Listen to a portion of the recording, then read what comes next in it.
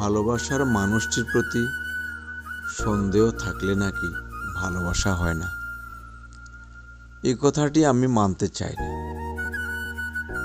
আমি বুঝি অসম্ভব একটা ভালোবাসা আছে বলেই এত সন্দেহ, এত চোখে চোখে রাখা।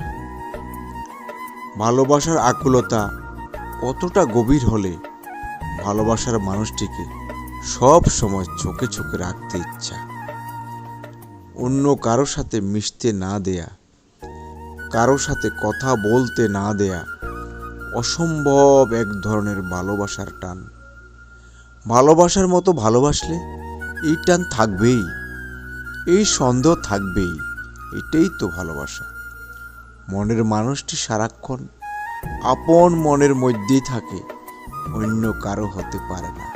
ধন্যবাদ সকলকে, ধন্যবাদ।